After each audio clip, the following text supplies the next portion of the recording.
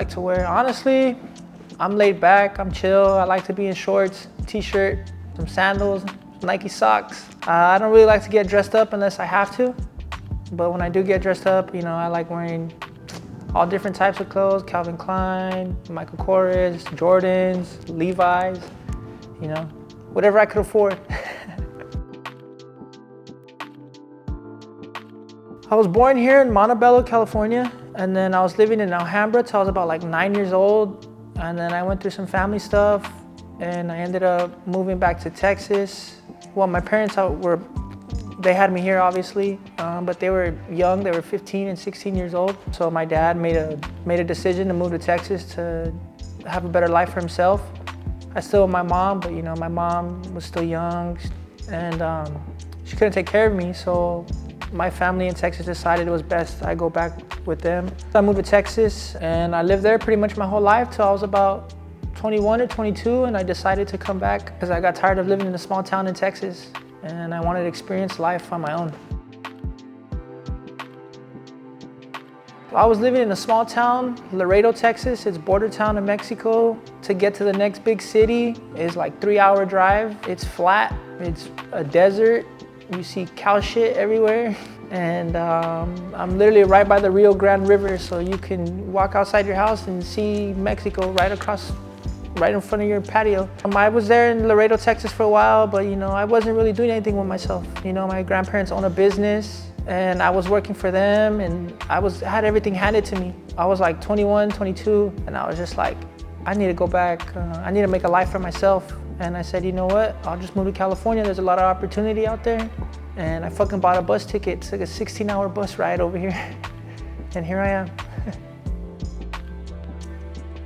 I got into martial arts when I was in Texas, actually. I used to take one of my cousins to Taekwondo classes. And after I was done playing sports, after I graduated high school, I still wanted to be active and do something. I took a Taekwondo class and the first day was sparring and I kicked the guy in the head. And I was like, I'm staying with it. And I got my black belt. And what I love about fighting, you get to find out a lot about yourself. Going through the grind, you know, working hard.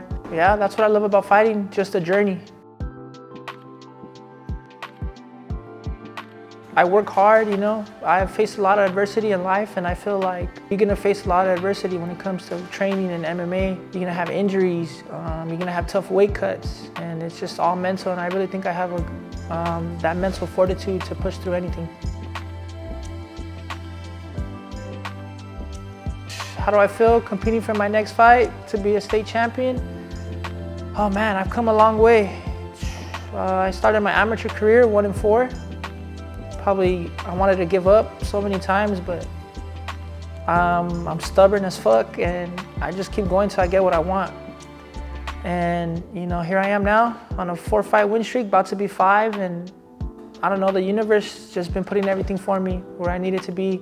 I'm fighting someone that beat me before that I know I'm better than, and now I get to prove it and I get to beat him with more on the line.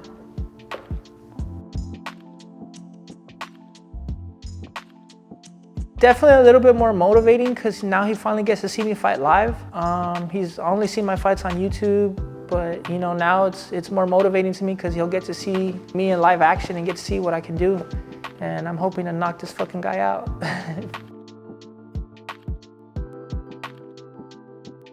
I'd say I've pretty much been on my own as a kid since he hadn't been around that long. You know, when you go in that cage, you have people with you, but you're in that cage alone. It's just definitely all your mentality. And you know, growing up on my dad, you know, not being able to be guided to be how to be a man, you know what I mean? I've just learned that all on my own. So going back, it's just my mental fortitude.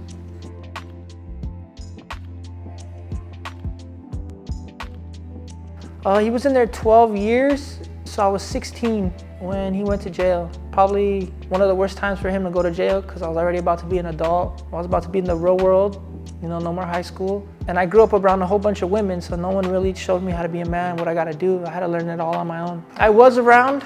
My dad has always been in and out of jail. I think when it hit me was when, you know, it was a normal day. I got home from school. I would walk home from school and he would get home like around 5:36 in the afternoon, and time was going by. It was like 8, 9 p.m. and I'm like, damn, he's not home.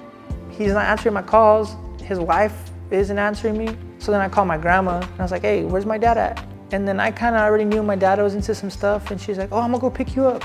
They're out of town. So I'm like, nah, this dude's in jail. So as soon as my grandma picked me up, I'm like, he's arrested, huh? And then she tried to lie about it, you know, and I just like, I blew up and I was like, don't be lying. I know what's going on. And she finally told me the truth, and yeah, here we are.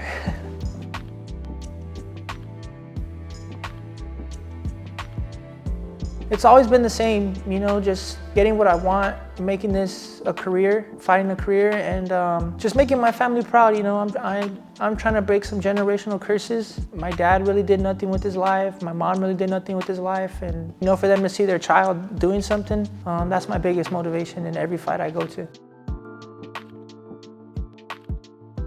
It depends. You know, I talk shit in the gym to my teammates. Everybody knows me. I like to goof around, but if it comes to some people outside the gym and to the extent where they take it to, I've had a couple dudes talk some smack now that I've won a belt and shit. And it's pretty much on site when I see them. And it's funny because I want them to keep that same energy online, but they never do. So I just like checking fools and embarrassing them, just letting them know that they ain't about that life.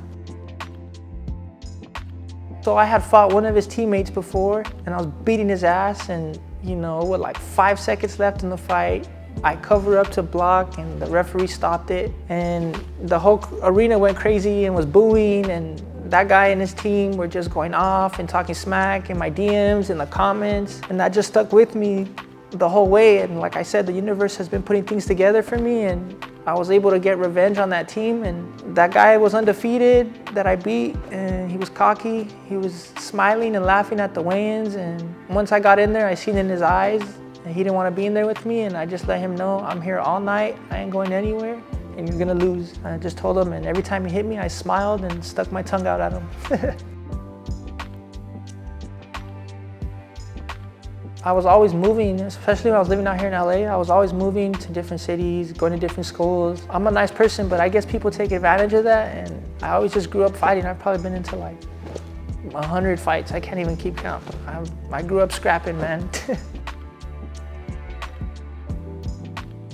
Probably my last fight, to be honest, is probably one of my best moments, just because of how far I came as an amateur. I was 4-4 at the time, and I beat someone for a belt who was undefeated, ranked number 9 in the state, and everybody doubted me, and no one expected me to win. And I did a podcast, and I said how the fight was gonna go, and it went exactly that way.